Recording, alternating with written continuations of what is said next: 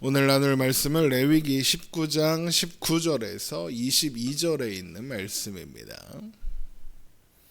레위기 19장 19절에서 22절 말씀 우리 함께 보겠습니다. 레위기 19장 19절에서 22절 말씀 우리 한 목소리로 읽겠습니다. 너희는 내 규례를 지킬지어다. 내 가축을 다른 종류와 교미시키지 말며 내 밭에 두 종자를 섞어 뿌리지 말며 두 재료로 직조한 옷을 입지 말며 만일 어떤 사람이 다른 사람과 정혼한 여종 곧 아직 속량되거나 해방되지 못한 여인과 동침하여 설정하면 그것은 책망을 받을 일이니라. 그러나 그들은 죽임을 당하지는 아니하리니 그 여인이 해방되지 못하였기 때문이니라. 그 남자는 그 속건제물 곧 속건제 순양을 회막문 여호와께로 끌고 올 것이요 제사장은 그가 범한 죄를 위하여 그 속건제의 순양으로 여호와 앞에 속죄 할 것이요 그리하면 그가 범한 죄를 사함 받으리라. 아멘. 레위기 19장은 하나님의 백성들은 거룩해야 한다라는 내용으로 시작되었습니다. 그리고 하나님의 백성들이 거룩해야 하는 이유는 하나님이 거룩하시기 때문이다라고 하셨죠.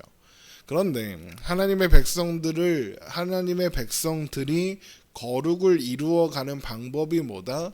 바로 사랑이다라고 했습니다. 레위기 19장 18절에 내 이웃 사랑하기를 내 자신과 같이 사랑하라. 이것이 하나님께서 하나님의 백성들에게 원하시는 거룩의 내용이고 거룩을 이루어가는 방법이다라고 했습니다. 그리고 나서 나오는 오늘 본문에는 하나님의 백성들이 사랑으로 거룩을 이루며 살아가기 위해서는 경계를 지켜야 한다라는 내용이 나오고 있습니다.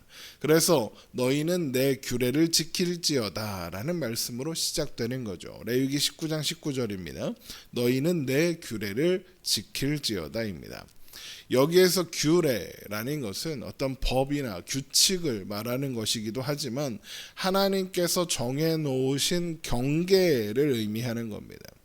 그래서 규례를 지킨다, 하나님의 규례를 지킨다는 것은 하나님께서 정해놓으신 경계를 존중한다라는 의미가 되고 그 경계를 정해놓으신 하나님을 존중한다, 하나님을 경외한다는 의미가 되는 겁니다. 그렇다면 거룩이라는 것은 사랑이라는 원리와 내용으로서 하나님의 규례라는 경계 안에서 살아가는 것, 이것을 의미한다라고 정리할 수 있는 겁니다. 그러면 하나님께서 정하신 그 경계가 무엇인지 알아야겠죠. 첫 번째로 존중해야 하는 경계는 하나님의 창조 질서입니다. 바로 하나님께서 각각 그 종류대로 만드신 피조 세계의 종의 질서를 지키는 것이 하나님의 첫 번째 경계라는 거죠.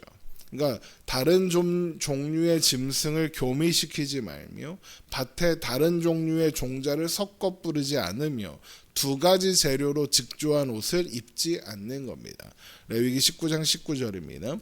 너희는 내 규례를 지킬지어다. 내 가축을 다른 종류와 교미시키지 말며 내 밭에 두 종자를 섞어 뿌리지 말며 두 재료로 직조한 옷을 입지 말며입니다.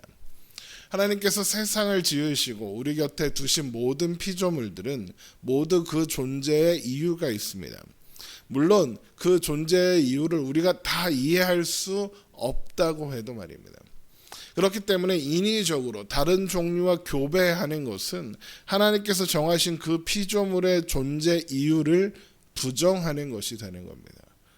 그런데 사람들이 다른 종류의 동식물을 굳이 인위적으로 교배하려고 합니다. 그 이유가 뭘까요? 대부분은 우수한 어떤 동물을 만들어내기 위해서인 겁니다.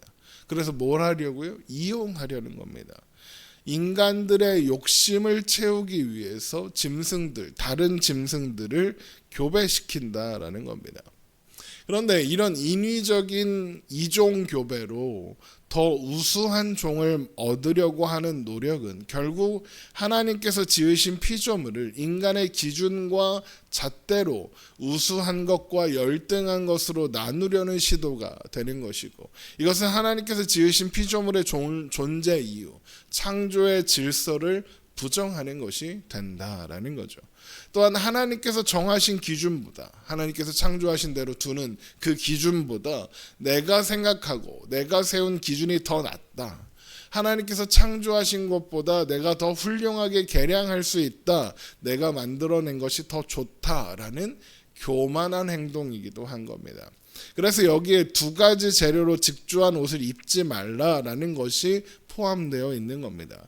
여기서 두 가지 재료로 직조한 옷이다라는 것은 각기 다른 재료로 된 옷감을 섞어서 만든 옷을 이야기하는 게 아니라 다른 재료를 섞어서 만든 옷감으로 만든 옷을 의미합니다. 예를 들면 양털과 염소털을 같이 섞어서 짠 옷감으로 만드는 겁니다. 이런 시도의 목적 또한 인위적인 이종 교배와 같으며, 이것은 나아가서 그 재료를 만들어내는 동물 혹은 작물을 교배하려는 시도로 이어질 수밖에 없기 때문이죠. 그래서 두 가지 재료로 직조한 옷을 입지 말라는 규례가 함께 나오는 겁니다. 결국 하나님을 하나님으로 고백한다라는 것은 하나님께서 각기 종류대로 지으신 피조 세계를 그대로 즐거워하며 보존하는 것이며, 지어진 모습 그대로를 긍정하고 사랑하는 것이다 라고 할 수 있는 겁니다.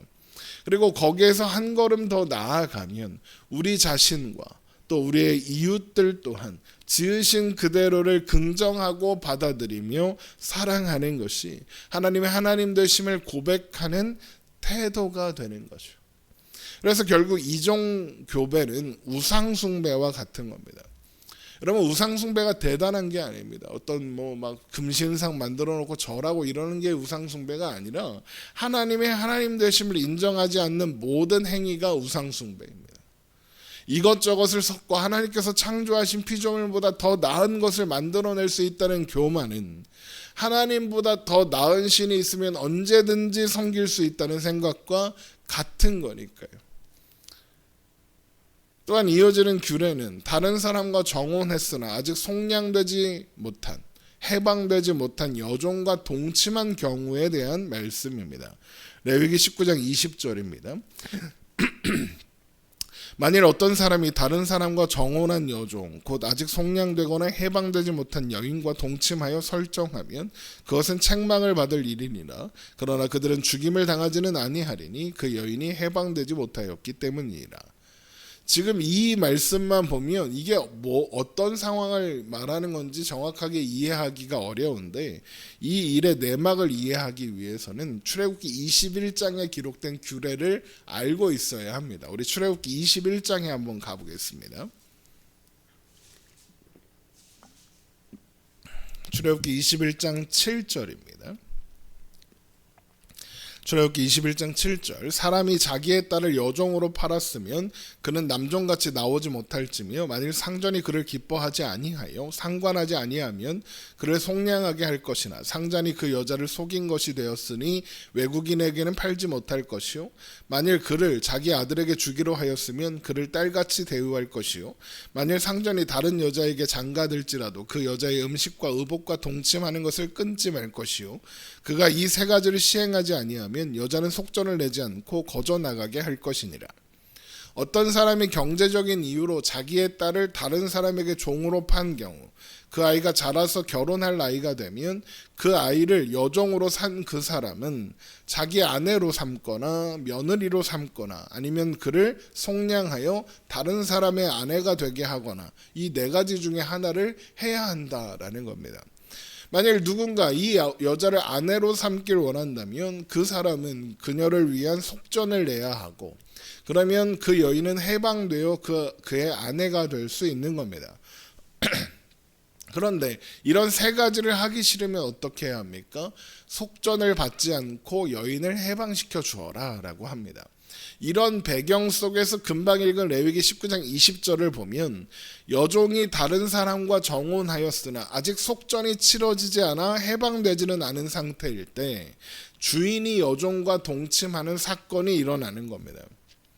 이런 상황으로 미루어 보아서 이 사건은 일방적인 성폭행 사건이라고 할 수 있을 겁니다. 그리고 만일 그 여인이 여종이 아니었다면 여인은 보호하되 그 여인을 범한 남자는 죽여야 한다라고 신명기 22장에 규례가 있습니다. 그러나 그녀는 아직 해방되지 못한 종이며 출애굽기 21장에 따라 주인이 아내로 취해도 되는 상황입니다. 그렇죠? 아직 속절이 되지 않았으니까. 그래서 정혼한 여종을 범한 일로 책망을 받을 수는 있으나 죽이거나 죄를 삼지는 않는 겁니다. 주인이 범하였으니 아내로 삼으면 되는 겁니다. 하지만 그는 속건제를 드려야 한다는 겁니다. 속건제는 합당한 배상이 전제로 되어 있는 제사이기 때문에 여종과 그녀와 정혼한 사람에게 배상해야 할 뿐만 아니라 하나님 앞에 제사를 드려 속죄해야 하는 겁니다. 레위기 19장 21절입니다. 그 남자는 그 속건제물 곧 속건제의 순양을 회막문 여호와께로 끌고 올 것이요 제사장은 그가 범한 죄를 위하여 그 속건제 순양으로 여호와 앞에 속죄할 것이요 그리하면 그가 범한 죄를 사함을 받으리라. 물론 오늘날의 관점에서 보면 이 규례는 부당하게 느껴질 수 있습니다. 아니 그런 게 어딨어? 성폭행을 당했으면 주인을 처벌해야지. 하지만 이 고대 사회라는 시대적 배경을 고려하면 이 규례는 오히려 여종을 보호하기 위한 규례라는 것을 알 수 있습니다. 고대 사회의 여종, 노예에게 인권은 없습니다.